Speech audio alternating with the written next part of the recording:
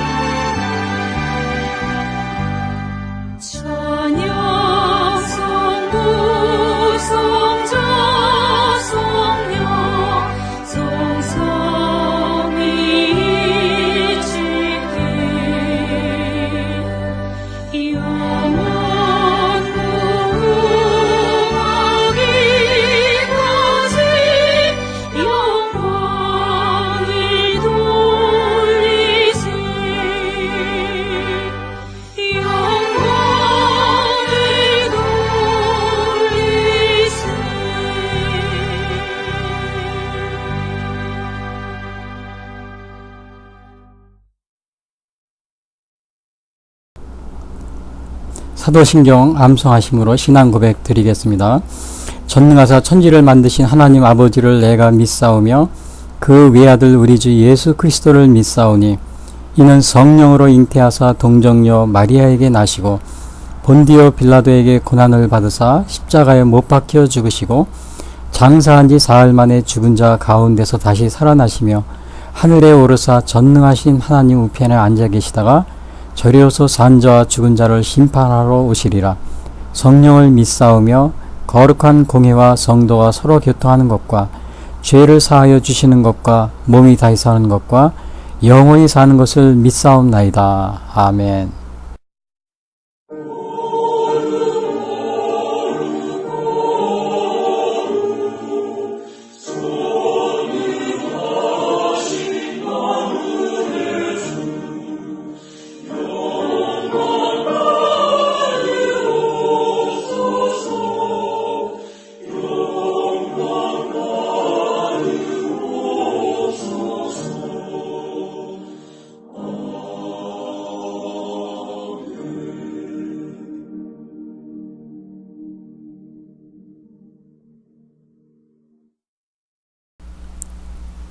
오늘 본독할 성경 말씀은 신약성경 베드로전서 2장 4절부터 10절 말씀입니다. 사람에게는 버림바가 되었으나 하나님께는 택하심을 입은 보배로운 산돌이신 예수께 나아가 너희도 산돌같이 신령한 집으로 세워지고 예수 그리스도로 말미암아 하나님이 기쁘게 받으실 신령한 제사를 드릴 거룩한 제사장이 될지니라. 성경에 기록되었으되 보라 내가 택한 보배로운 모퉁이 돌을 시온에 두노니 긋는 자는 부끄러움을 당하지 아니하리라 하였으니 그러므로 믿는 너희에게는 보배이나 믿지 아니하는 자에게는 건축자들이 버린 그 돌이 모퉁이의 머릿돌이 되고 또한 부딪히는 돌과 걸려 넘어지게 하는 바위가 되었다 하였느니라. 그들이 말씀을 순종하지 아니함으로 넘어지나니 이는 그들을 이렇게 정하신 것이라. 그러나 너희는 택하신 족속이요 왕같은 제사장들이요 거룩한 나라요 그의 소유가 된 백성이니 이는 너희를 어두운 데서 불러내어 그의 기이한 빛에 들어가게 하신 이의 아름다운 덕을 선포하게 하려 하심이라. 너희가 전에는 백성이 아니더니 이제는 하나님이 백성이요 전에는 궁유를 얻지 못하였더니 이제는 궁유를 얻은 자니라. 아멘. 오늘 부르실 찬송은 새 찬송가 510장입니다.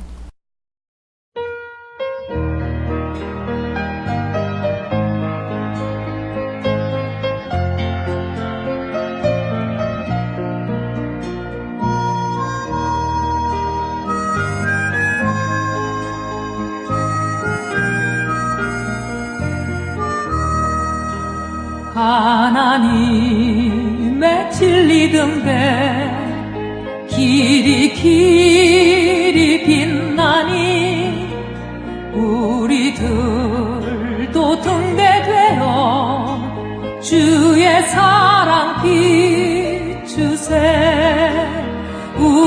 작은 불을 켜서 험한 바다 비추세. 물에 빠져 헤매느니 건져내어 살리세. 죄의 밤은 깊어가고 성난 물결 설렌다. 어디 불빛 없는 가보 찾는 물이 많구나. 우리 작은 불을 켜서 험한 바다 비추세. 물에 빠져 헤매느니 건져내어 살리세.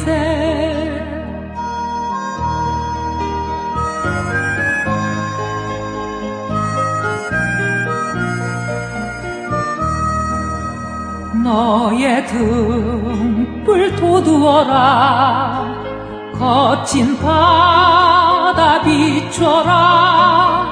빛을 찾아 헤매느니 생명선에 건져라. 우리 작은 불을 켜서 험한 바다 비추세.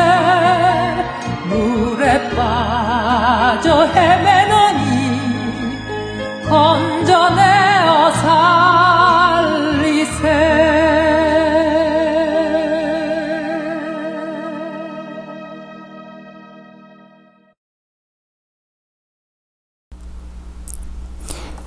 예, 오늘 전해드릴 말씀은 신약성경 베드로전서 2장 4절부터 10절 말씀 가지고 우리는 택하신 족속이요 왕같은 제사장들이므로 주님의 아름다운 소식을 열심히 전하자라는 제목으로 말씀드리겠습니다. 오늘 설교는 제가 이 베드로전서를 보게 되었는데요. 이 베드로전서는 말 그대로 그 예수님의 수제자인 베드로가 쓴 책입니다. 사도 바울 같은 경우는 그 신약 성경에서 13권 정도를 사도 바울 선생님이 썼는데요. 그게 거의 대부분이죠. 근데 그 베드로와 사도 바울 두 분 다 이렇게 사도로서 아주 굉장히 잘 알려진 분들인데, 베드로는 그 쓴 책이 이 베드로 전서 후서 이 두 권밖에 없습니다. 두 권밖에 없어요. 그래서 일부 학자들은 뭐라 그랬냐면 베드로가 원래 어부 출신이라 좀 학문적으로 그렇게 깊지 못해서 아마 그렇게 많이 쓰지 못했다. 그리고 이 베드로 전서 후서도 이게 베드로가 어떻게 어부 출신인 베드로가 쓴 게 저자가 아니지 않느냐? 그냥 다른 사람이 쓴 게 아니냐? 이렇게 의심하는 사람도 있습니다. 근데 이 베드로 전서 후서 쓴 것이 한 AD 한 60년경, 65년 그 사이입니다. 그러니까 예수님이 이게 복음이 전도될 때 한 30년, 예수님이 한 30세에 복음 전도를 시작하시고 그때 막 하셨으니까 아마 예수님이 승천하시고 나서 거의 한 30년이 지난 다음에 쓰게 된 거니까 30년 정도 지나면 대부분의 사람들이 서당계 3년이면 풍어를 읊는다고요. 30년 정도 지나는데 웬만한 건 다 이 성경 교율이라든지 아니면 이런 거를 다 하게 됩니다. 저도 언젠가 어느 정말 학교도 제대로 다니지 못한 분이 있었는데, 좀 사회에서는 뭐라 그러나 이게 좀 이렇게 좀 이렇게 공부도 이렇게 많이 하지 못하고 그래서 좀 이렇게 무식하다 이런 식으로 막 이렇게 그런 사람이 그분이 있었는데, 이분이 언젠가 만났는데 굉장히 말도 잘하고 굉장히 정말 아는 게 많아요. 근데 교회를 오랫동안 다닌 겁니다. 교회를 오랫동안. 그러니까 신학 지식이라든지 아니면 이거에 대해서 아주 너무 잘 알아요. 기독론, 신론, 그런 식으로요. 종말론 이런 거요. 한 2, 30년 다녔으니까요. 그래서 어떤 분들이 베드로전후서 어떻게 어부 출신인 베드로가 이런 정도의 글을 쓸 수 있었느냐, 이건 베드로가 쓴 게 아니고 다른 사람이 쓴 게 아니지 않느냐, 그 베드로 저작서를 막 부인합니다. 그런데 예수님 제자가 되고 나서 30년이 지났으니까 충분히 많은 그 식견을, 신앙에 대한 식견을 가지고 있었기 때문에 이렇게 책을 쓸 수 있었다. 그러니까 이거는 베드로 전후서는 분명히 베드로가 쓴 것이다. 이렇게 이제 말하고 있습니다. 아무튼 뭐 이런 것들은 그냥 이렇게 후세 사람들이 이렇게 그렇게 연구하면서 그렇게 한 얘기지만요. 근데 이 베드로가 아무튼 이 베드로 전후서를 쓸 당시에는 기독교 박해가 굉장히 심했던 시기였어요. 그 한 AD 60년경이니까요. 굉장히 당시의 그 박해로는 그 네로 왕, 뭐 너무나 잘 알죠. 53년부터 68년 사이 네로 황제의 박해가 있었고요. 그 다음에 도미티안 박해라고 80년에서 96년. 그건 나중의 일입니다. 이건 베드로 사후에. 그리고 98년에서 117년 트라이안 그 황제 때 박해.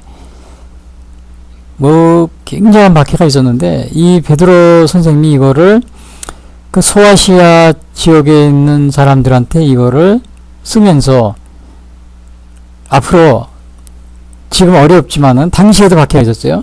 그리고 앞으로도 일어날 박해에 대해서 이제 기독교인들이 고난을 당하고 또 시험을 당하고 어려움을 당할 텐데 그런 어려움과 시험을 당하더라도 좌절하지 말고 신앙을 지켜라. 그런 의미에서 쓴 것이 바로 이 베드로 전서 후서입니다.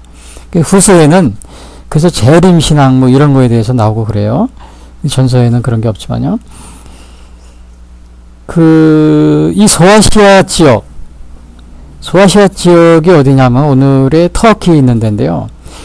사실 저도 요즘에 이 터키 지역을 보면 거기가 그 초대교회 7개 우리 초대교회 7교회가 거기에서 생긴 곳이고요. 또 바울 사도 또 그것에서 전도를 많이 했었고, 근데 오늘날 이거 마찬가지로 베드로 전서도 소아시아에 있는 그 교인들에게 쓴 건데 터키 그 중부 지역 막 그런 데죠. 근데 오늘날 그 지역이 정말 기독교 이렇게 많이 교회가 있고 그러면 참 좋은데 그렇지 못하고 이슬람교가 장악하고 있어요. 이슬람교가 그러니까 터키 지역의 인구가 한 9천만 명 되는데 대략입니다. 9천만 명인데 그 시리아 98%, 99%가 이슬람교인들이에요. 수니파 이슬람교인이라고 그럽니다. 이게 아이러니입니다. 이게 기독교 초기에 그 사도 바울이 전도하는데 그렇게 거기에 심혈을 기울이고 또 이 베드로 사도도 그렇고, 근데 어떻게 그 지역이 완전히 지금 현재는 이슬람화가 되어가지고 99%니까 완전히 이슬람 국가죠. 저도 이 베드로 전서 또 바울 사도의 선교 여행 그런 거를 읽을 때마다 항상 제가 지금 아쉬운 것이, 이게 사도 바울 선생님이 그렇게 열심히 전도한 거, 베드로 사도가 열심히 전도한 것이 왜 오늘날 이슬람 지역이 됐는가. 참 그걸 생각할 때마다 제가 좀 서글픈 생각이 많이 듭니다. 좀 마음이 안 좋습니다. 그게 솔직한 제 심정입니다. 자, 그래서 이 베드로 선생이 이거를 썼는데 베드로 선생님은 사실은 간단히 말씀드리면은 이 수제자입니다. 예수님이. 근데 수제자라는 나이가 제일 많다는 거예요. 그런 뜻이 있어요. 나이가 제일 많아요. 그리고 물론 베드로 선생님에 대해서 여러 가지가 있지만 그 중에서 좀 우리가 몰랐던 사실 몇 가지를 말씀드리면, 본명은 베드로가 아니고 시몬이라는 거, 시몬 베드로라고 그러죠. 이건 뭐 다 아실 거고요. 근데 베드로가 벳세다 어부 출신이다. 갈릴리. 그 갈릴리 바다에서도 벳세다는 맨 북쪽이에요. 그리고 가버나움은 좀 북서쪽이고요. 그 벳세다 지역의 맨 북쪽이요. 그런데 그 동생이 누구냐면 안드레예요. 그러니까 예수님의 12제자 중에 베드로와 안드레 그러잖아요. 그 두 동생이에요. 제가 전에 눈에 얘기했지만 예수님이 12제자 중에 6명이 형제지간이에요. 6명이. 그리고 다 순교했어요. 6명이. 그리고 6명이 다 형제지간. 물론 나머지 6명도 그렇지만요. 그 형제들이 같이 이렇게 같이 제자가 돼서 다 예수님을 전도하고 다 따라다니며 전도했다. 참 신기한 일이죠.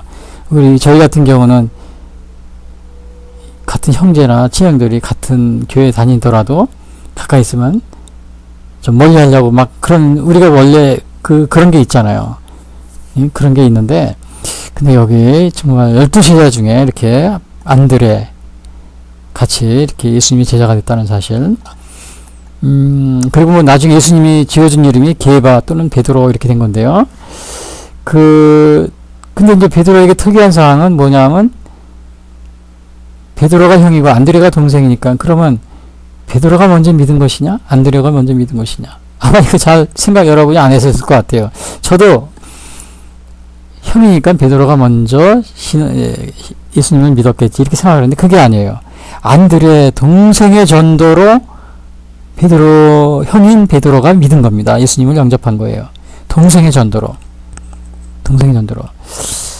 자기 가족, 형제를 전도했다는 거. 그게 요한복음 1장 42절에 나와요. 그러니까 그 안드레가 베드로를 데리고 예수께로 오니 예수께서 보시고 가라사대 내가 요한의 아들 시몬이 장차 게바라 하리라 하시니라. 게바는 시몬 베드로라 이런 뜻이에요. 그러니까 안드레가 예수께로 데리고 온 거예요. 예수님께로. 그러니까 데리고 예수께로 오니 그랬어요. 이게 안드레가 데리고 예수께로 오니 요한복음 1장 42절에. 이게 우리가 그러니까 그 동생이 형을 전도한 겁니다. 형이 동생을 전도한 게 아니고. 그래서 우리도 가족 간에 여러분 형제지간 좀 있으면은 전도하세요. 물론 저희 형제들은 다 교회 다니 다행히. 그렇지만 혹시 형제분이 다 다니시고 그러면 친척분, 먼 친척, 뭐 사돈의 팔촌까지 다 이렇게 전도 하시겠어요? 좀 기도 좀 하시고 그러는 게 좋을 것 같아요. 예. 저희도 형제들은 저도 다 이렇게 신앙생활 하지만은 정말 사촌이나 아니면 이렇게 친척들, 사촌도 이렇게 먼 친척 아닌데 거의 대부분이 신앙생활 안 합니다. 그래서 저도 이게 지금 굉장히 고민이에요. 기도도 하고 그러는데 아무튼 여기 베드로, 이 안드로 관계를 보니까 우리 가족을 전도하는 것이 정말 우리가 관심을 가져야 되겠다 이런 생각을 저도 많이 했어요. 그래서 명절 때 또 가족이 모일 때 교회 안 다니시고 또 신앙이 없고 그런 분이 있거나 때가 되면 자꾸 기회가 되면은 전도를 해야겠다 이런 마음을 갖는 것도 좋을 것입니다. 오늘 제가 이 베드로 안드레 이 관계를 보고서 또 가족 전도에 대해서 제가 좀 생각을 해봤습니다. 그리고 또 이 베드로는 특이한 것이 장모님을 모시고 살았다. 그것이 마가복음 1장 29절에 나와요. 어머니 장모님이 열병을 앓았을 때 그때 베드로가 예수님을 와서 기도 좀 해달라고 그래요. 그게 마가복음 1장 29절에 나옵니다. 장모님을 모시고 사는 거예요. 이게 좀 특이하죠. 물론 베드로는 나중에 로마에서 이제 순교를 했지만요. 자, 그런데 이 베드로가 이렇게 이제 베드로 전서 후서를 이렇게 쓰면서 그 고난, 당시에 그 아주 박해, 그래서 성도들한테, 소아시아에 있는 성도들한테, 교인들한테, 박해가 앞으로 고난을 받더라도 신앙을 굳건히 지켜라. 또 예수님은 재림하신다. 그 재림에 희망이 있다고 얘기는. 근데 당시에는 예수님의 재림이 오늘날은 2000년이 지났잖아요. 그래 당시에는 신자들, 교인들 가운데도 예수님이 곧바로 재림할 것이다. 이렇게 생각을 하는 경우가 많이 있었어요. 이 신약 성경에도 그런 암시를 주는 것이 많이 있어요. 베드로 사도도 베드로 후서에 가서는 그 재림의 신앙을 얘기하면서 너희가 어렵지만은 이 신앙을 굳건히 지켜라. 마지막에 예수님이 재림할 때 생명의 멸관을 받게 된다. 그 희망을 심어주는 것입니다. 그 베드로 전서 후서입니다. 그것이. 자, 그런데 오늘 오늘 여기 2장에서는 뭐냐면요. 그 베드로 사도가 그 고난에 대해서 물론 저 3장 4절 그 고난에 얘기하지만은 아주 소중한 걸 우리에게 얘기해 주겠어. 성결한 기독교인은 성결한 삶을 살아라. 그리고 거룩한 삶을 살아라. 거룩한 삶을. 그 1장 2절 이렇게 막 나와요. 그 이미 이거는 기독교인이 된 사람들에게 필요한 건 뭐냐?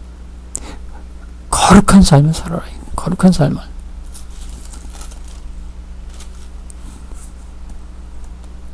믿음으로 구원을 얻는다.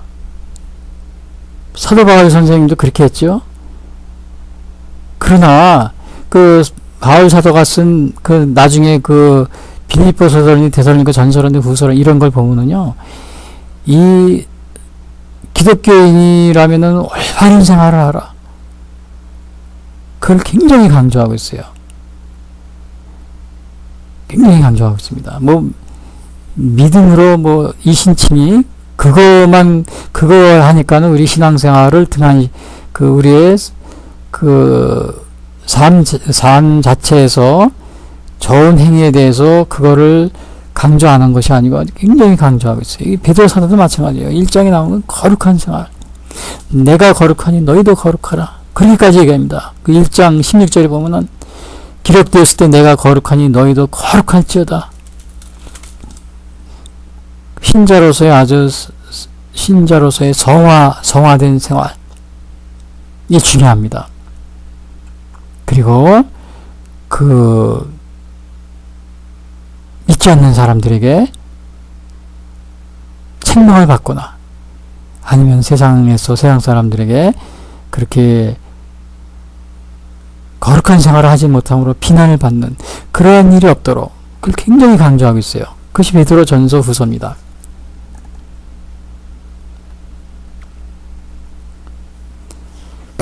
그래서 여기에서 2장에서 오늘 제가 말씀드린 건 2장 4절부터 10절의 말씀은 뭐냐면은 예수님의 복음에 관한 이 교훈을 말해주면서 우리가 왜 거룩한 생활을 해야 되는가? 우리가 왜 거룩한 생활을 해야 되는가? 그 이유를 말해주고 있어요.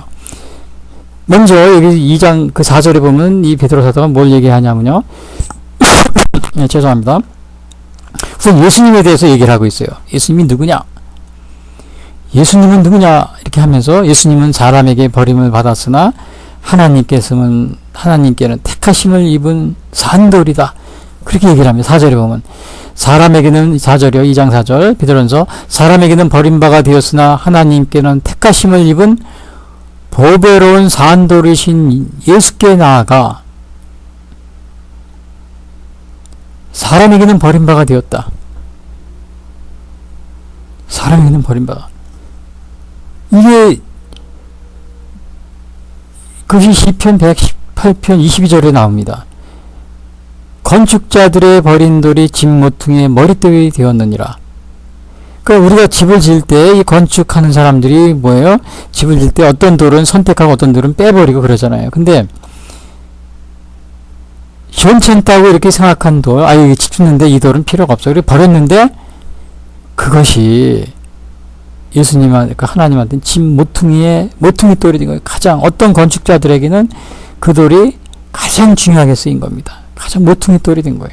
어떤 건축자들은 그걸 버렸어요. 그러나 어떤 건축자들은 그걸 모퉁이 돌이. 그 비유입니다. 그래서 하나님이 예수님을 그거를 말씀하고 계신 거예요. 건축자들이 버린 돌이 집 모퉁이 돌이 되었다. 이것은 사람들에게 버림받았으나 하나님께는 택하심을 입었다. 입은 산돌이다. 4절에 이렇게 얘기하고 있어요. 사람들한테 버림받은, 누구에게 버림받아요? 파리새인이나 대제사장들, 서기관들, 이러한 로마의 성직자들, 이런 사람들한테 버림을 받았어요. 그런데 하나님은 택하셨다. 그 버린 돌.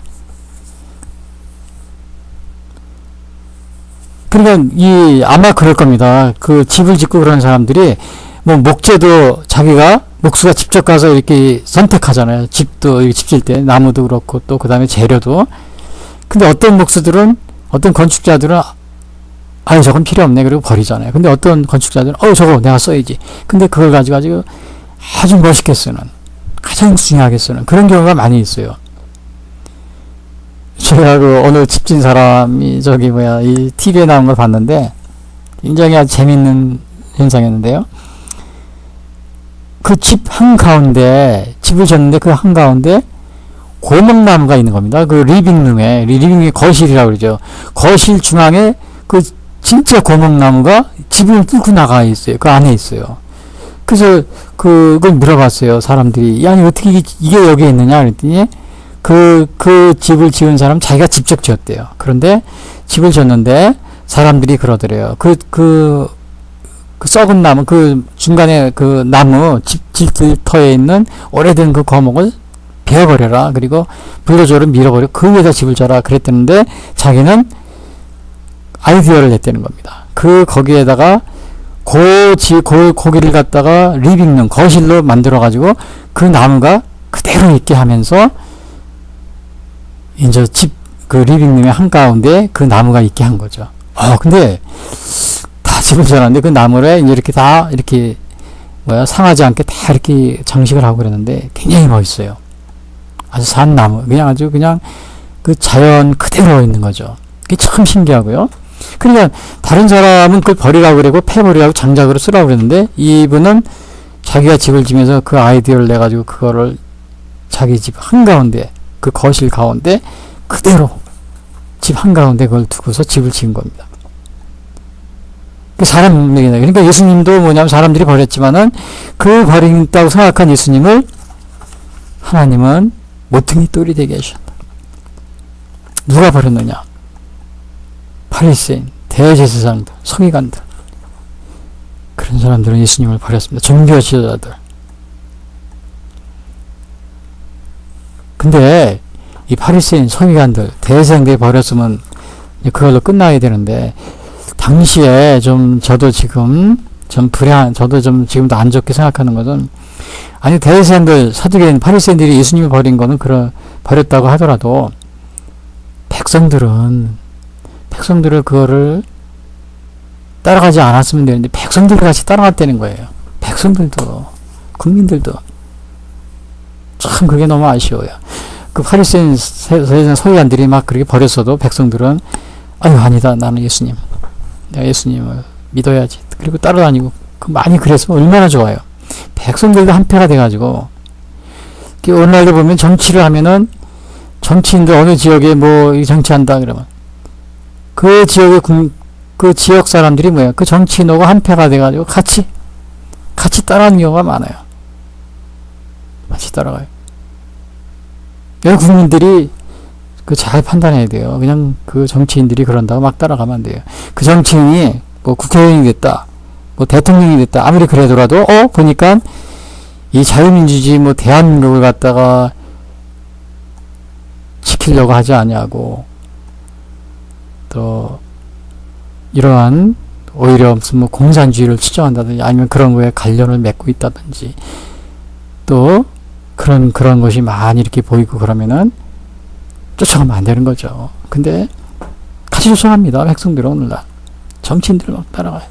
여론조사에 80% 90% 막 좋아하고 그런데요. 심지어는 북한의 김정은이를 80%까지 좋아한다고 막 그런 여론조사까지 나오는데 이 큰일입니다. 이 큰일이에요. 바리새인, 대제사장, 서기관들이 예수님을 배척했지만 백성들은 그걸 좀 안 따라갔으면 했었는데 그 백성들도 같이 따라갔어요. 오늘날 우리도 이 정치, 대한민국 그런 상황입니다. 국민들 정신 똑바로 차리세요. 그렇지 않으면 우리나라가 공산주의 국가로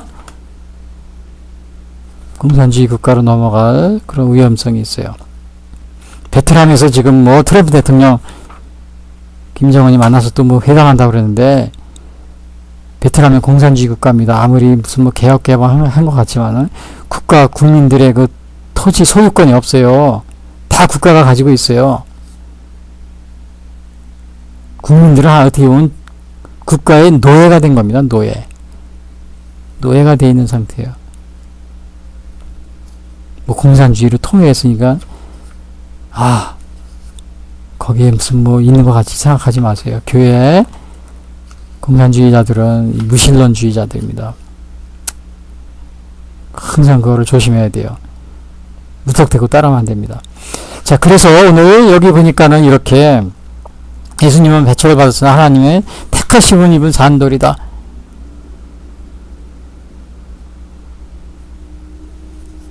그런데 우리는 이게 뭐냐면 베드로 선생님 사도가 얘기한 것은 여기서 예수님은 그러한 분이다. 그렇지만은 그런데 우리가 예수님을 믿는 자들은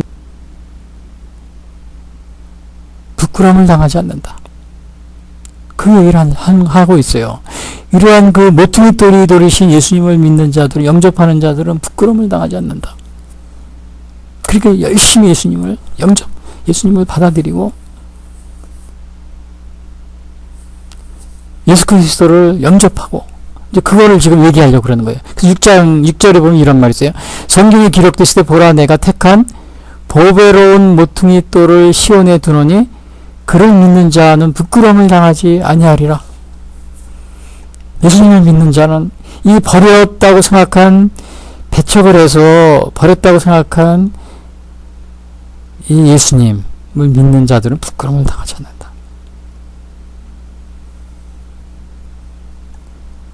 그리고 심지어는 이게 미래에 우리에게 영생을 주시잖아요. 이거 미래에 되어질 일들입니다. 미래에 우리가 구원을 받고 하나님 앞에서 정말 담대하게 설 수 있는 뭐 그런 걸 다 말하는 거예요. 아마 우리 현실에서도 또 마찬가지일 겁니다. 현실에서도. 그러나 주로 여기는 미래에 가는 걸 얘기하고 있다 그럽니다. 그러나 아마 현실적으로도 그렇고 부끄러움을 당하지 않게 해주시고. 왜냐? 성경에 이르되 누구든지 저를 믿는 자는 부끄러움을 당하지 아니하리라. 로마서 10장 11절. 성경에 이르되 누구든지 저를 믿는 자는 부끄러움을 당하지 않는다. 로마서 10장 11절. 예수님을 믿는 자들은 부끄러움을 당합니다. 살아서 하나님께서 우리를 인도해 주시고 또 이 세상을 떠나서 하나님 앞에 간다 하더라도 우리에게 영생을 또 약속해 주셨기 때문에 우리가 하나님 앞에서 담대하게 설 수 있는 부끄러움을 당하지 않는다는 것입니다. 그런데 반대로 이 예수님을 영접하지 않은 이러한 사람들은 뭐예요? 그 이사야서 42장 17절에 이런 말이 있어요. 조각한 우상을 의뢰하며 부어 만든 우상을 향하여 너희는 우리의 신이라 하는 자는 물리침을 받아 크게 수치를 당하리라. 크게 수치를 당하리라. 누가? 우상을 섬기는 자, 믿지 않는 자. 이사야서 42장 17절. 조각한 우상을 의뢰하며 부어 만든 우상을 향하여 너희는 우리의 신이라 하는 자는 물리침을 받아 크게 수치를 당하리라. 이사야서 42장 17절. 수치를 당한대, 반대로. 그러나 성경에 이르되 누구든지 저를 예수님을 믿는 자는 부끄러움을 당하지 아니하리라. 로마서 10장 11절. 부끄러움을 당하지 않게 해주십시오.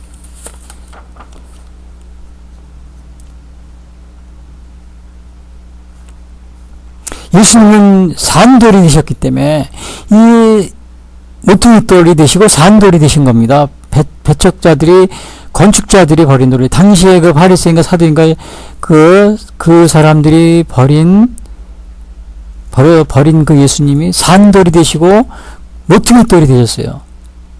그래서 5절에 보면 너희도 산돌같이 신령한 집으로 세워지고 예수 그리스도로 말미암아 하나님이 기쁘게 받으실 신령한 제사를 드릴 거룩한 제사장이 될지어다. 그러니까 예수님을 영접하고 예수님을 받아들이고 이 산돌이신 예수님, 여기 베드로전서에 말하면 산돌이요, 리빙스톤이요, 산돌 또는 모퉁이돌 이렇게 표현하고 있어요. 예수님을요.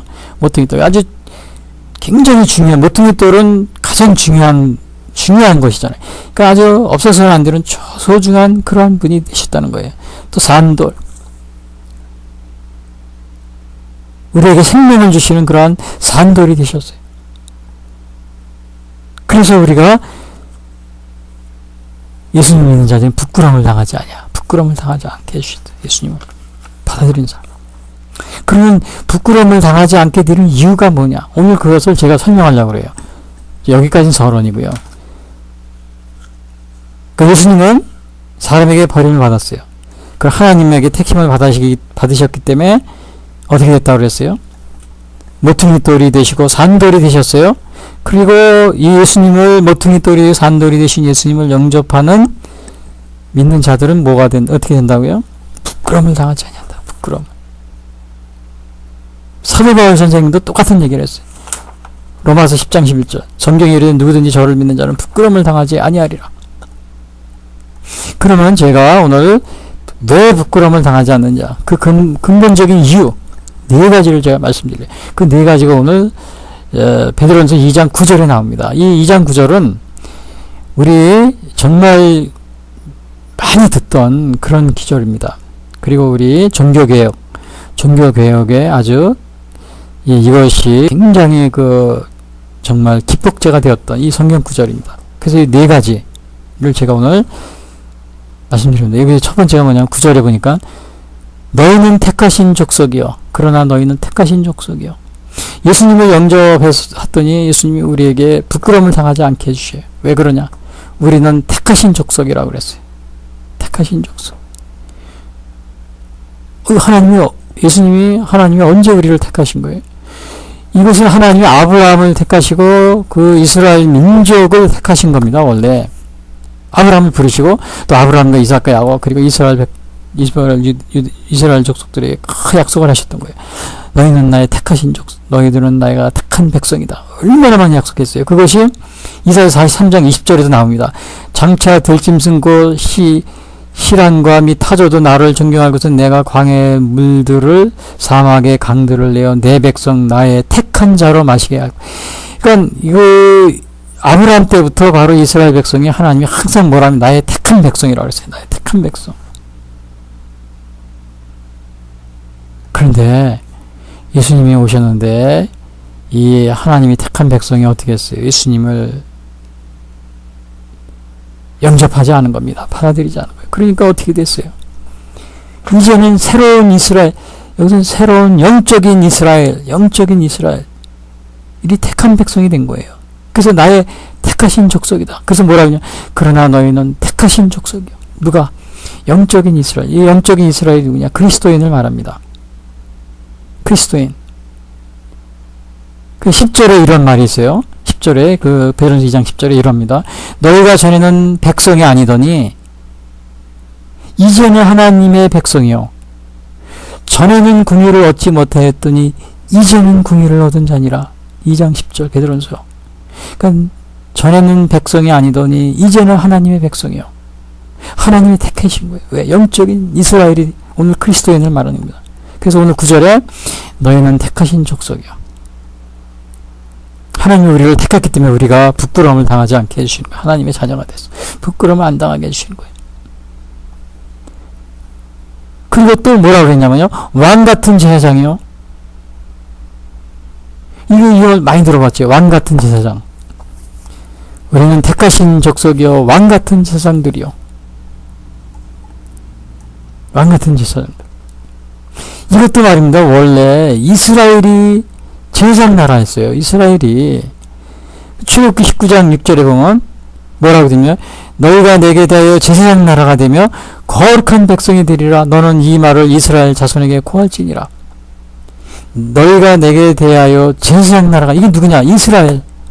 아브라함과 이삭, 야곱 그 부르시고 그 다음에 가나안으로 인도하시고 출애굽하고 인도하시고, 그리고 하나님이 그 출애굽기 19장 6절에서 너희가 내게 대해 제사장 나라가 되며 그랬어요. 그래서 그렇게 했는데 결국 이스라엘이 망하고 나서 2000년 후에 예수님이 오셨는데 예수님을 영접을 안 한 겁니다. 원래 이스라엘이 제사장 나라였었어요. 이스라엘이. 근데 누가 제사장 나라가 된 거예요? 이제 영적인 이스라엘 누구예요? 과거 이스라엘이 아니에요. 영적인 이스라엘이 그리스도인. 예수님을 영접한 사람들이면 영적인 이스라엘은 그 그리스도인들이 바로 제사장이 된 거예요. 이제. 그래서 여기서 뭐라 해요? 왕같은 제사장들이요. 9절에 너희는 택하신 족속이요. 왕같은 제사장들이요. 왕같은 제사장들. 그래서 부끄러움을 우리가 당하지 아니야.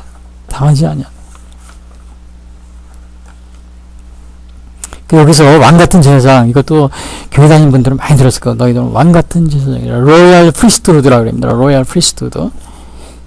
그럼 이게 여기에서 뭐 만인 제사장 이렇게 많이 얘기를 하는데, 이게 바로 베드로전서 2장 그 9절 이 말씀, 여기에서 나온 얘기입니다. 만인 제사장. 이 종교개혁의 기본 사상이 된 거예요. 만인 제사장, 루터가요. 근데 이 만인 제사장이라는 말을 사전에, 그 신학 사전에는 어떻게 정의가 되어 있냐면, 제가 말한 게 아니에요. 신학 사전에는 어떻게 나와 있냐면요. 모든 신자는 대제사장이신 그리스도를 통해 하나님께 직접 나아갈 수 있으며, 따라서 사제로서의 중재자는 필요 없다는 사상이다. 주장이다. 이렇게 얘기하고 있어요. 그러니까 모든 신자는 대제사장이신 그리스도를 통해, 예수님을 통해 하나님께 직접 나아갈 수 있으며, 따라서 사제로서의 중재자는 필요 없다는 주장이다.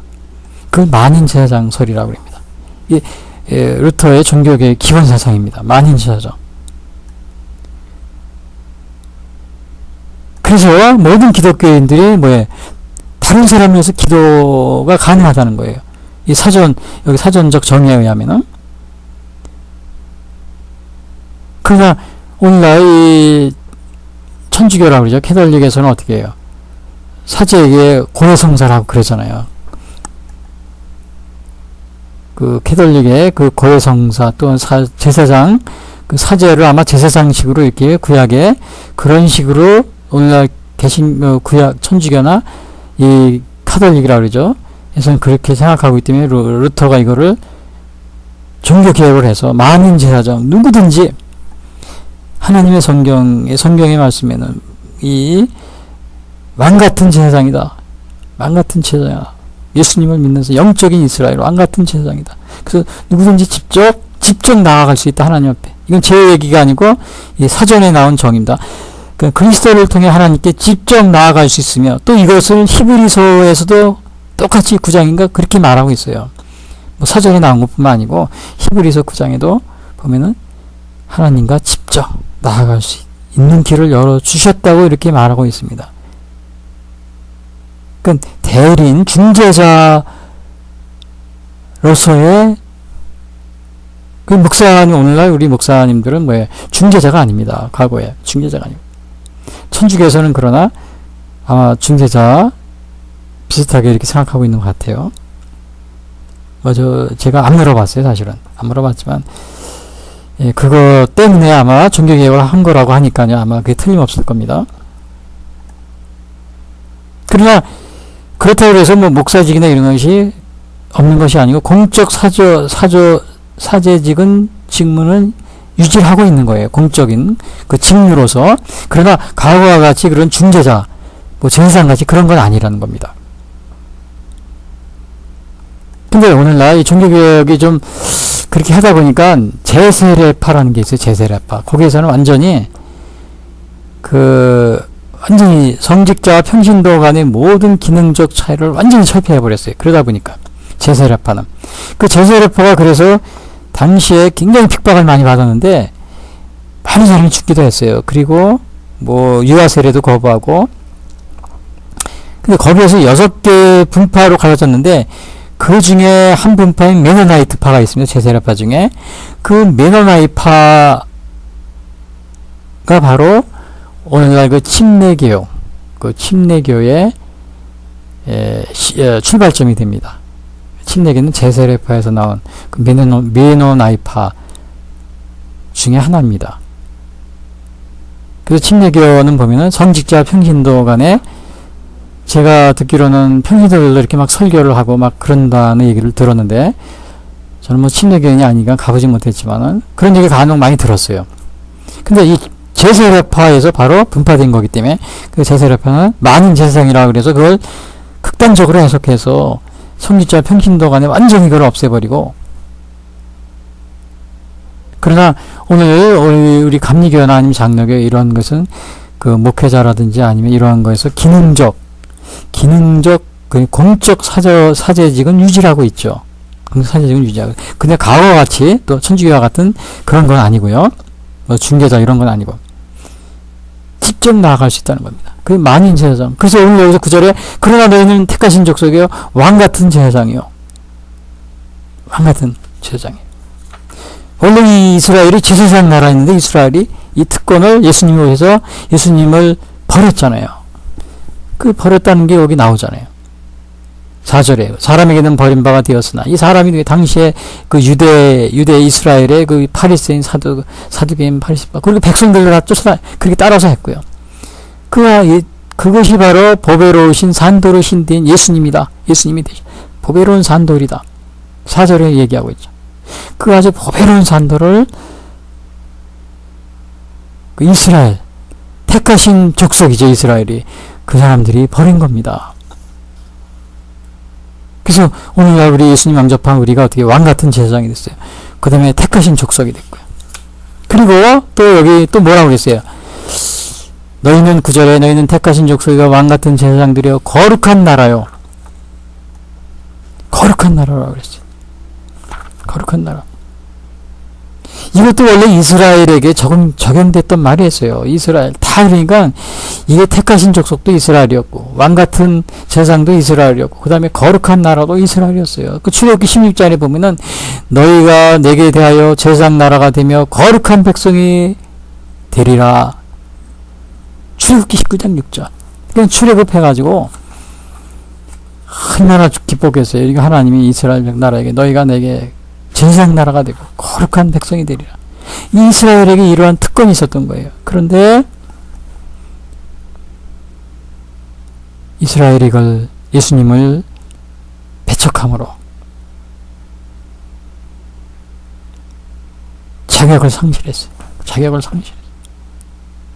이스라엘은 거룩한 나라로 선택을 받았으나 타락하고 반대로 예수님의 그 모퉁이 돌이 되신 산돌이 되신 그 예수님에 의해서 피에 의해서 죄사함을 받은 그러한 사람들이 뭐예요? 거룩한 나라, 거룩한 백성이 된 거예요. 거룩한 나라, 거룩한 백성이 된 거예요.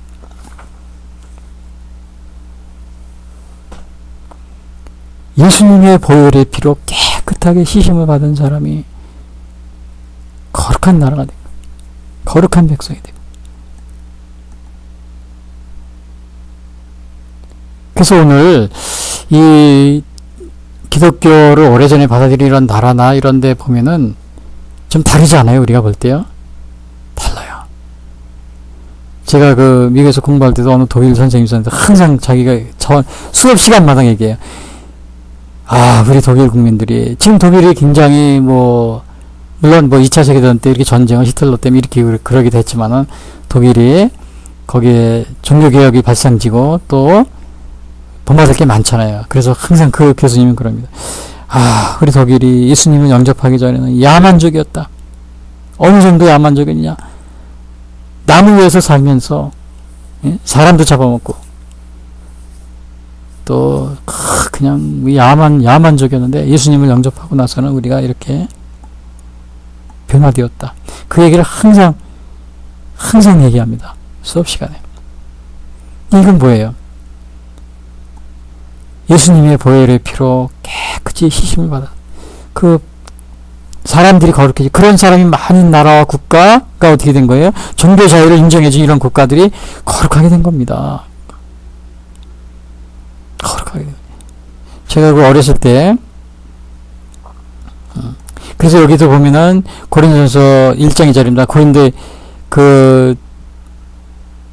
곧 주의 1장 2절이면 곧 저희와 우리의 주 되신 예수 그리스도의 그러니까 하나님의 교회고 그리스도 예수 안에서 거룩하여지고 성도라 부르심을 입은 자들과 여기서도 그런 얘기하고 있어요. 바울이 예수 안에서 거룩하여지고 그 다음에 6장 11절은 또 이럽니다. 고린도전서에 너희 중에 이와 같은 자들이 있더니 주 예수 그리스도의 이름과 우리 하나님의 성령 안에서 씻음과 거룩함과 의롭다 하심을 얻었느니라. 고린도전서 6장 11절 씻음과 거룩함과 의롭다 하심을 얻었다. 여기서 주 예수 그리스도의 이름으로 거룩하게 된 거예요.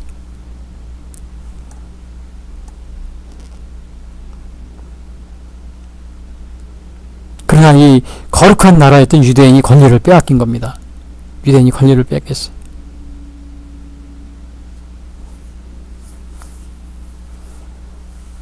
그래서 그래서 그 기독교인이 많은 국가들은 어떻게 돼요? 좀 뭔가 다르죠. 저도 어릴 때 제가 아까 말씀드리려고 했던 건 저희 그 집 앞으로 그 앞에 저는 경기도 화성 거기서 태어나고 자라고 거기서 뭐 3, 40년 제가 성장할 때가 거기서 있었는데 그 앞에 그 미군 부대가 있었어요. 그 바닷가에. 그 미군들이 정말 우리 바닷가를 지켜주는데 뭐 60년대, 뭐 50년대 전쟁 후부터 80년대까지 거의요. 밤새도록 조명탄을 터뜨리면서 그 바다에 보면은 그 북한 간첩들이 넘어옵니다. 바닷가로. 서해안 바닷가로. 뭐 귀신같이 넘어와요. 그 바닷가에 보면 철조망으로 2중 3중으로 쳐놨는데 그래도 그걸 뚫고 넘어와요. 어떻게 오는지 모르겠어요. 뭐 잠수해가지고 오고 뭐 우리 뭐 한강 하구에도 많이 나타나고 그랬었죠. 자, 그런데 그 미군들이 밤새도록 조명탄 터뜨립니다. 밤에는 이 간첩들이 넘어오는 거 바다에 오면 모르잖아요. 그러니까 밤새도록 조명을 터뜨립니다. 근데 미군들이 이제 까서 차를 타고 지나가요. 그때 미군들은 찝쳐라 그래가지고 차 안에 없는 차 있잖아요. 그걸 타고 미군들이 항상 앞으로 우리 집 앞으로 지나갑니다.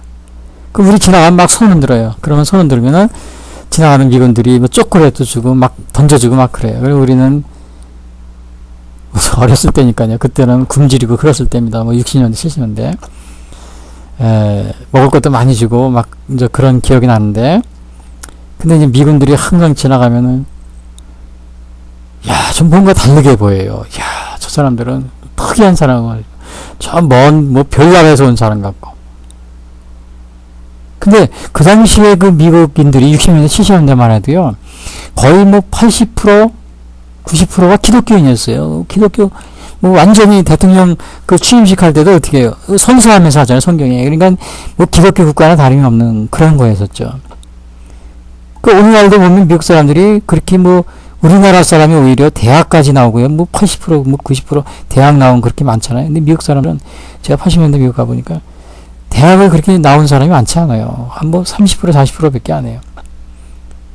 그 반 이상은 뭐 30% 정도는 대학, 나머지 70%는 그냥 일반 고등학교 졸업하고 그냥. 근데 우리가 생각할 때, 이야, 우리는 대학까지 나오고 대학원 나온 수술 많은데, 저 사람들은, 미국 사람들은 무식하겠지. 좀 못났겠지. 그게 아닙니다. 제가 어렸을 때 미군들이 앞에 지나가면, 솔직한 얘기로 제 당시에는 제가 지나갈 때, 야, 저 사람들은 특별한 사람, 한 신선같이 제가 생각하고 그랬었어요. 근데 지금 제가 가만히 생각해 보니까, 미국 가서 볼 때는 그분들이 많이 배운 것도 아닌데 왜 그런가? 성경을 보고 알았어요. 아, 택한 자가 왕 같은 제사장인들이요. 거룩한 나라요. 왜? 하나님을, 예수님을 믿고 영접한 그러한 나라, 또 그러한 백성이 많이 있었기 때문에 거룩한 나라 같이 보였던 거예요. 또 실제로 그렇고요. 실제로 그렇습니다. 많이 배운 것 같은 것 같지 않아서도 오히려 우리가 학력이 높아요, 오늘날은. 근데도 그런 것 같지 않아도 거룩하게 보이고. 저는 마치 미군들 차가 지나가면, 찝자 타고 미군들이 지나가면 뭐 얼굴색도 다르고, 참 저는 어릴 때부터 그걸 봤겠는데 참 신기했죠. 우리하고 얼굴이 다른 분들이 매일 우리 집 앞으로 그 찝자 타고 막 그 군인들이 뭐 미사일, 어떤 때는 미사일도 싣고 다니면서, 그걸 보면서 신기하게 생각했는데 좀 남다르게 봤어요. 거의 신선처럼. 근데 그 이유가, 그걸 제가 몰랐는데, 그 베드로전서 2장 9절 보면서, 이야, 역시 하나님을 믿는 백성이었구나. 그걸 알고 나서는 그거였구나. 근데 여러분 반대로 보세요. 오늘 제가 전에도 그 강화도 지역을 가서 이렇게 북한을 이렇게 바라보고, 강화도만 가면 북한을 이렇게 바라볼 수 있어요. 근데 참 선명합니다, 북한 지역은. 그리고 그 금강산을 여행 갔다 온 사람들, 그 우리 동네에도 많이 있어서 얘기 들어보면은, 이야, 여행을 간다면 철조망을 쳐놓고 그 바깥에는 못 나가게 한다고 그러더라고요. 다 있는 길에. 그래서 야, 세상에 무슨 관광여행을 철조망 안에서만 한 그런 나라가 어딨냐. 북한이 그럽니다. 그 금강산 관광이 원래 그래요. 그 지역만 다니라고 철조망을 쳐놨대요. 그런 데 갔다 왔다고 그러더라고요. 근데 그 철조망 바깥을 이렇게 쳐다보는데, 이야, 갔다 온 분들이 왜 너무 삭막하고 나무도 없고 정말 그렇게 황량할 수가 없다는 거죠.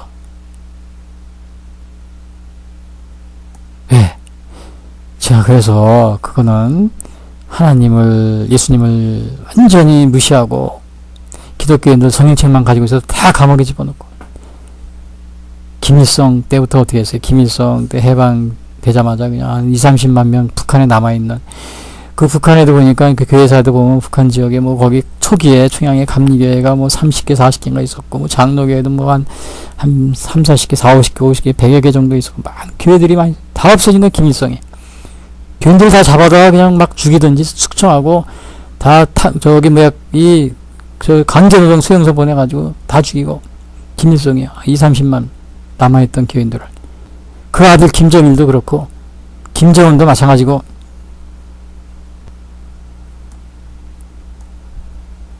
예수님을 영접 안 해 것은 물론이지만 그것을 배척을 하니까 어떤 결과가 빚어져요? 부끄러움을 당하는 겁니다. 부끄러움을 당해요. 그래서 엊그제도 보니까, 어제 또 나왔어요. 제가 신문을 보니까 세계 그 경제 자유화 지수 100자 19개에서 꼴찌 북한이라고 나오더라고요. 꼴찌가. 그리고 전 세계 기독교 박해 지수 12년 동안 연속 1위 북한. 1위더라고요. 1위. 어느 정도냐 하면 이게 여행도 못 가요. 그 옆집 다른 동네도 여행을 못 가는 나라 북한이에요. 그래서 북한 그 탈북자들이 와서 그 구정이나 이럴 때 그 멀리 막 가고 그러면 깜짝 놀래요. 이야, 어떻게 마음 이렇게 자유롭게 다니냐고. 북한은 그렇게 못 한다고 그러더라고요. 수치를 당한다고 그랬어요. 수치. 부끄러움을 당한다. 거룩한, 그러니까 오늘 너희는 택하신 족속의 왕같은 제사장의 거룩한 나라에, 왜? 그 예수님을 배척받은 예수님을 영접한 국가, 영접한 개인, 을 하나님이 어떻게 해요? 택하신 족속, 왕같은 제사장이요, 거룩한 나라 삼아주시는 거예요. 부끄러움을 당하지 않게 해주신.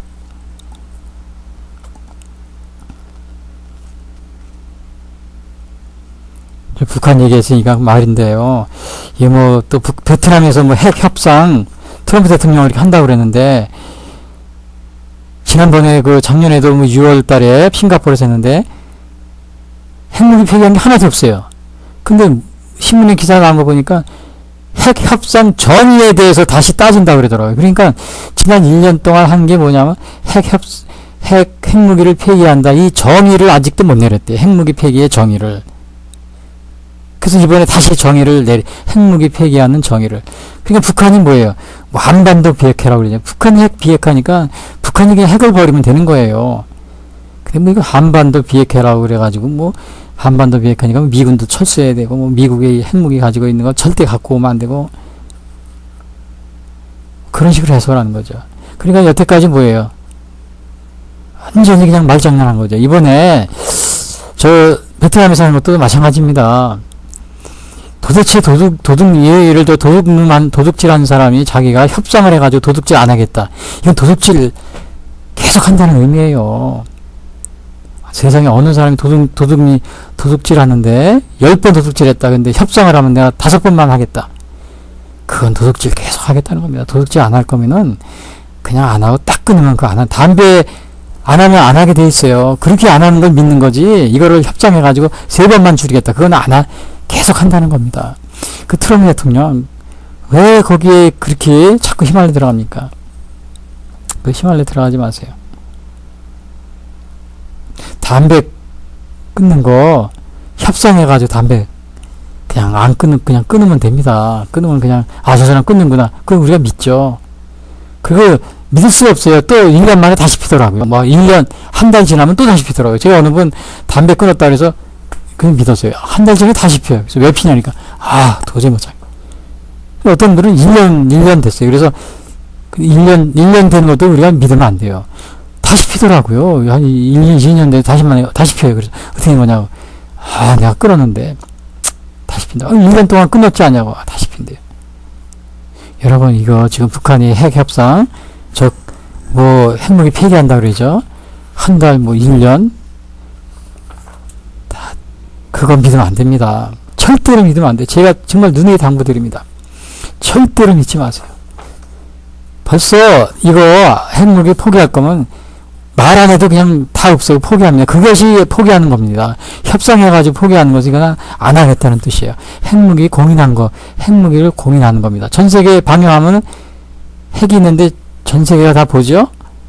그럼 공인해 준 거예요, 이미. 저 평창 올림픽에도 이미 공인해 줬잖아요. 평창 올림픽 때부터 이미 사단이 난 겁니다. 그때 다 참석하면서 이미 공인된 거예요, 전 세계에. 속지 마세요. 트럼프 대통령님, 제발 부탁드립니다. 거기 잘못된 또 사인을 주면은 대한민국이 공산화됩니다. 잘못된 사인을 주면은요. 조심하세요. 자, 그리고 왜 부끄러움을 당하지 않겠다. 제가 한 가지 여기 또 하나 더 말씀드리면은 하나님의 뭐라 그랬냐면 소유가 되었다. 또 여기서 너희는 택하신 족속이요 왕같은 제사장이요 거룩한 나라요 또 그의 소유가 된 백성이다. 소유가 됐다 그랬어요. 원래 이것도 이스라엘이 소유라 그랬어요. 하나님이요. 출애굽기 19장 5절에 보면은 세계가 다 내가 속하였나니 너희가 내 말을 잘 듣고 내 언약을 지키면 너희는 열국 중에서 내 소유가 되겠고, 이스라엘이 원래 하나님의 소유라고 그랬어요. 근데 이스라엘이 어떻게 했어요? 하나님을 배신했, 예수님을 영접을 안 했어요. 예수님을 버렸어요. 그러니까 어떻게, 영적인 이스라엘이 누구예요? 예수님을 영접한. 그 이스라엘이 버린 예수님, 그 예수님을 영접한 오늘날 영적인 이스라엘이 누구예요? 오늘날 기독교인이 바로 하나님의 소유가 된 겁니다. 그래서 고린도전서 6장 20절엔 그럽니다. 너희는 이제 값으로 산 것이 되었으니 그런즉 너의 몸으로 하나님께 영광을 돌리라. 하나님 것이 되었다 그랬어요. 값으로 산 것. 하나님의 소유가 된 겁니다. 오늘날 우리 영적인 이스라엘, 하나님의 소유. 그런 하나님의 소유가 된 사람이 많으면 많을수록 하나님이 그 나라를 어떻게 더 소중하게 보겠죠. 그 하나님의 소유가 된 사람이 없으면 없을수록 어떻게 하나님이 그 나라가 수치를 당하게 해줍니다. 부끄러움을 당하게 해주시고 우상을 섬기고 그런 나라, 또 기독교를 완전히 아주 그냥 멸절시키는 나라, 성인식만 갖고 있어도 막 감옥에 보내고, 저 북한, 중국, 베트남, 물론 저 중국하고 베트남은 조금 개방한다고 그러지만 아직도 핍박을 많이 합니다.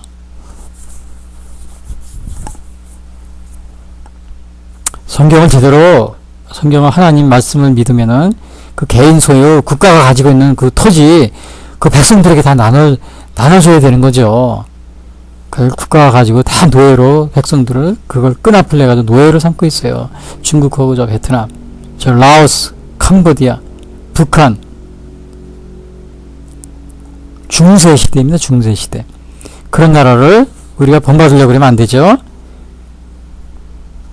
근데 자꾸 그걸 쫓아가려는 나라가 많이 있어요. 대한민국에. 그러니까 오늘 뭐예요? 하나님의 소유가 된 게 뭐야? 우리 믿는 기독교인들, 그 다음에 또 누가 하나님의 소유? 교회. 하나님의 소유입니다. 그래서 여기 9절에 너희는 택하신 족속이요 왕같은 제사장들이요 거룩한 나라요 그의 소유가 된 백성이다.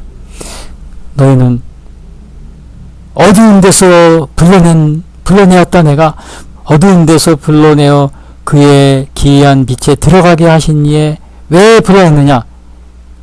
그 목적이 있어요. 이 제가 오늘 마지막으로 말씀드린 그 목적이, 왜 이렇게 하나님이 택하신 족속, 왕같은 제사장, 거룩한 나라, 또 그의 소유가 된 백성으로 삼았느냐? 목적이 있어요. 이는 너희를, 9절이요. 이는 너희를 어두운 데서 불러내어 그의 기이한 빛에 들어가게 하신 이의 아름다운 덕을 선포하게 하려 하심이라. 목적이 뭐예요? 하나님의 아름다운 덕을 선포하게 하심이라. 하나님의 아름다운 덕. 그러니까 어두움에서 불러내신 이의 그 기이하신 일을 선포하게 하려 하신다 그랬어요. 선포. 우리가 예수님을 영접한 사람들, 영적인 이스라엘, 영적인 배척한 사람 말고요. 그래서 여기서 덕이라는 거, 아름다운 덕을 선포하는 덕이라는 걸 보니까 저 NIV는 프레이즈라고 썼어요. 그 다음에 킹제임스도 프레이즈, 똑같죠. 프레이즈란 말이 히브리 원어에서도 히라보 보면은 이게 뭐냐면 공적, 찬양 이런 뜻이죠. 탁월. 그 하나님의 공적, 하나님을 찬양하기 위해서 우리에게 어떻게 됐다 한 거예요. 택하신 족속이요, 왕같은 제사장들이요, 거룩한 백성이요, 하나님의 소유가 하나님의 소유가 된 백성으로 삼아 주신 겁니다. 누구를? 영적 이스라엘, 오늘 예수님을 영접한 이러한 사람들. 저 이스라엘 백성들이 배척한 그 하나님, 그 다음에 예수님을 영적인 이스라엘이 된 우리들에게. 원래는 이스라엘이 하나님의 아름다운 덕을 선포해야 되는 거예요. 먼저 이스라엘이. 그 이사야서 43장 12절에도 이런 말이 나왔어요. 내가 고하였으며 구원하였으며 보였고 너희 중에 다른 신이 없었나니 그러므로 너희는 나의 증인이요 나는 하나님이라 여호와의 말이니라. 너희는 나의 증인이요 그랬어요. 내가 고하였으며 구원하였으며 보였고 너희 중에 다른 신은 없었나니 그러므로 너희는 나의 증인이요. 이스라엘이 증인이라고 그랬어요. 그 이스라엘이 놀라운 그 애굽에서 기적을 행하고 나왔잖아요. 그러니까 증인이라 이거예요. 너희들이 보았지 않느냐? 너희가 나의 증인이다.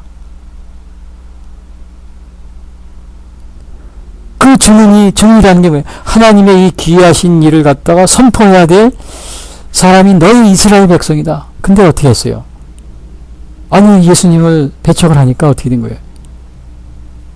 오늘날은 그 증인이 누가 됐어요? 영적인 이스라엘, 예수님을 영접한 우리 기독교인들이 바로 그 증인이 돼버린 거예요. 반대로. 너희는 나의 증인이요. 이사야 43장 12절. 이 증인이란 말이 하니까 또 제가 말씀드리겠는데, 그 여호와 증인, 이사야서 43장 10절 가지고 거기에서 그 굉장히 중요하게 생각합니다. 거기 이사야 43장 그 10절에는 뭐라고 나오냐면요. 이렇게 나오냐. 나 여호와가 말하노라 너희는 나의 증인 나의 종으로 택함을 입었나니 이는 너희가 나를 알고 믿으며 내가 그인 줄 깨닫게 하려 함이라. 그래서 뭐라고 했냐. 너희는 나의 증인인 나의 종으로 택함을 입었다. 그 이사야서 43장 10절.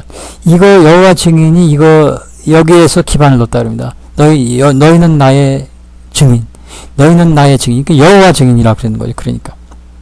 그러면은 이스라엘이 이사야 43장에 보니까 이스라엘이 나의 증인이라고 그랬어요. 그게 사실은 여기서 나의 증인이라는 건 이스라엘을 가리킵니다. 이스라엘을 가리키는데 그 이스라엘이 어떻게 됐어요? 예수님을 배척을 했어요. 버려버렸단 말이에요. 그러면 지금 증인이 되는 거예요? 안 되는 거예요? 지금은 증인의 자격을 잃어버렸어요. 증인이 될 수가 없어요. 하나님을 배척하고 여기서 그랬잖아요. 베드로 2장 4절에 사람에게는 버림바가 되었으나 하나님께는 택하심을 입은 사람이 누가 버렸어요? 이스라엘 사람들이 버린 거예요. 근데 여호와 증인은 우리가 기독교 이단이라고 하죠. 여호와 증인은 여기서 뭐라고 그랬어요?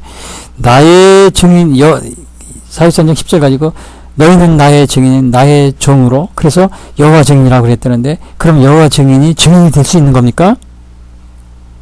증인이 되려면 어떤 조건이 필요해요? 예수님을 하나님의 아들로서 영접하고 그 예수님의 피로서 보혈의 공로로 희심을 받아야지만이 증인이 되는 자격이 주어지는 겁니다. 근데 오늘날 그 여호와 증인들이 예수님을 하나님의 아들로서 영접을 제대로 하고 있느냐? 그렇지 않다는 거예요. 그래서 이단이라는 겁니다. 그러면 여호와 증인들이 말하는 자기들이 증인이라는 것이 증인이 될 수 없다는 겁니다. 이스라엘 백성들처럼 증인이 될 수가 없는 거예요. 왜? 예수님을 하나님의 아들로서 신적인 존재로서 받아들이지 않기 때문에. 그러니까 오늘날로 말하는 삼위일체 하나님 예수님을 믿지 않는, 물론 삼위일체라는 성경이 없어요. 그러나 이 성경이 증언하고 있는 것은 그 하나님과 예수님은 그 본체라고 합니다. 삼위일체, 동일한 위격을 가지고 있다는 거죠. 근데 여호와 증인은 하나님의 예수님의 이 신성을 거부합니다. 피조물로 봅니다. 피조물. 신성을 거부해요. 그러니까 증인의 이스라엘 백성들 같이 증인의 자격이 있는 거예요? 없는 거예요? 없는 겁니다. 이스라엘 자격이 없는 거예요. 누가 증인의 자격이 있느냐? 누가 여호와의 증인의 자격이 있느냐? 오늘날 기독교인들입니다. 그러나 너희는 택하신 족속이요 왕같은 제사장들이요 거룩한 날에 그의 소유가 된 백성이니. 왜? 이스라엘에게 버림바가 되었으나 하나님께 택하심을 입은 보배로운 산돌이신 예수께 나아갔기 때문에, 여기 4절에 그 보배로우신 산돌인 예수께 나아갔기 때문에. 근데 여호와 증인은 그 산돌이신 예수께 믿는다고 하지만은 예수님을 어떻게 해요? 하나님의 아들로서 신성을 가지신 하나님의 본체로서 믿지 않기 때문에, 피조물로서 하나의 선지자로 보고 있기 때문에 증인의 자격이 안 되는 겁니다. 여호와의 증인의 자격이 안 돼요. 이스라엘 유대인도 마찬가지로 증인이 자격이 상실했어요. 그래서 우리가 여호와 증인의 자격이 안 되는 겁니다. 오늘 증인의 자격은 누구예요? 여기서 우리 예수님을 영접하고 정말 예수님은 하나님의 아들로서, 그 신성을 가진 하나님의 아들로서 우리를 구원할 그런 구세주로서 영접한 그 사람들에게, 그것이 바로 산돌이 되셨다고 그랬잖아요. 모퉁이 돌이 되신 그 예수님을 영접한 그 사람들만이 증인이 된 겁니다. 너희가 전에는 백성이 아니더니, 그래서 뭐라 그랬어요? 너희는 전에는 백성이 아니더니 이제는 하나님의 백성이요. 10절. 베드로전서 2장 10절. 제 말이 아닙니다. 2장 10절. 너희는 전에 백성이 아니다. 이제는 하나님의 백성이요. 전에는 궁유를 얻지 못하였더니 이제는 궁유를 얻은 자니라. 그러니까 예수님을 영접하고 그 예수님의 보혈로 공로로 우리가 깨끗이 씻음을 받고 구원을 받은 사람들은 어떻게 되는 거예요? 이제는 전에는 백성이 아니더니 이제는 하나님의 백성이요. 전에는 궁유를 얻지 못하였더니 이제는 궁유를 얻은 자니라. 누구를 통해서? 예수님의 그 십자가 보혈의 공로를 통해서.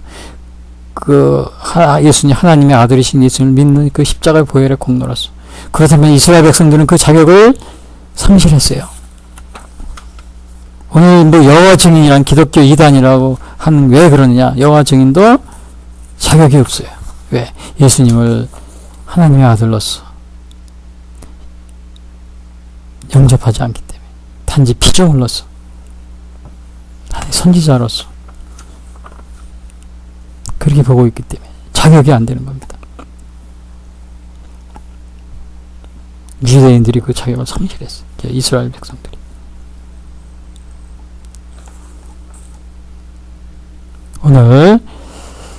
그래서 오늘 우리에게는 바로 이렇게 아름다운 덕을 선포하게 하려 하신다 그랬어요. 우리 주님의 복음을 전도해야 된다는 거예요. 그래서 주님의 복음을. 그래서 너희는 세상의 빛이라 마태복음 5장 14절에 그랬죠. 우리 세상의 빛이 됩니다. 그리고 디모데후서 4장 12절. 너는 말씀을 전파하라. 때를 얻든지 못 얻든지 항상 힘쓰라. 그런 사명이 있는 겁니다. 오늘 제가 이 설교 말씀에 요약을 해드리면은 좀 깁니다. 길지만 제가 1시간씩 꼭 하기로 했어요.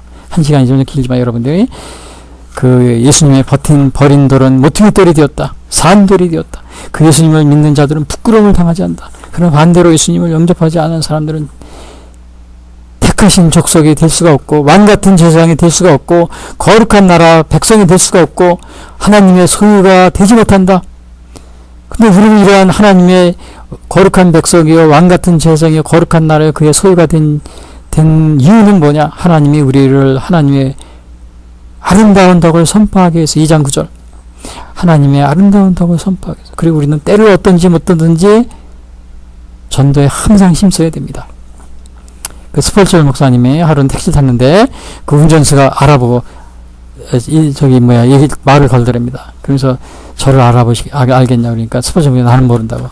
그러면서 그 사람이 운전수가 오래전에 제가 10년 전에 목사님이 이걸 저한테 성경을 줘서 제가 기독교인이 됐습니다. 그러냐고. 그 당시에 그 스폴철 목사님은 만나는 사람마다 이 성경책을, 신약 성경을 배포하고 또 전도하고 그랬답니다. 네, 그 택시 운전사가 10년 전에 자기가 전도를 받았다고. 신약 성경, 여기 이거 목사님이 주신 거라고. 스폴철은 자기는 몰랐다고. 오늘 우리가 이렇게 하나님의 백성, 거룩한 백성, 제사장 나라가 되었기 때문에 우리는 그 목적이 뭐냐? 하나님의 아름다운 덕을 선포하기 위해서. 그렇다면 우리는 말씀을 전파해야 됩니다. 때를 얻든지 못 얻든지. 다 같이 기도하겠습니다. 지금까지 예수선교의 설교 방송을 시청해 주신 분들께 감사를 드립니다. 이 방송을 들으시고 신앙에 대한 문의나 상담을 원하시는 분들은 02-894 7898로 문의해 주시기 바랍니다. 요한복음 3장 16절은 하나님이 세상을 이처럼 사랑하사 독생자를 주셨으니 이는 저를 믿는 자마다 멸망치 않고 영생을 얻게 하려 하심이니라 라고 말하고 있습니다. 또한 성경은 예수 그리스도를 영접하는 모든 사람들에게 영원한 생명을 약속하고 있습니다. 요한일서 5장 11절에서 13절은 또 증거는 이것이니 하나님이 우리에게 영생을 주신 것과 이 생명이 그의 아들 안에 있는 그것이니라. 아들이 있는 자에게는 생명이 있고 하나님의 아들이 없는 자에게는 생명이 없느니라. 내가 하나님의 아들의 이름을 믿는 너희에게 이것을 쓰는 것은 너희로 하여금 너희에게 영생이 있음을 알게 하려 함이라 라고 말하고 있습니다. 아직 예수님을 영접하지 못하신 분들은 이 시간 주님을 영접하시기를 바랍니다. 오늘 방송을 들으시고 신앙에 대한 문의나 상담을 원하시는 분들은 02-894-7898 예수선교회로 문의해 주시기 바랍니다. 다음 방송 시간까지 안녕히 계십시오.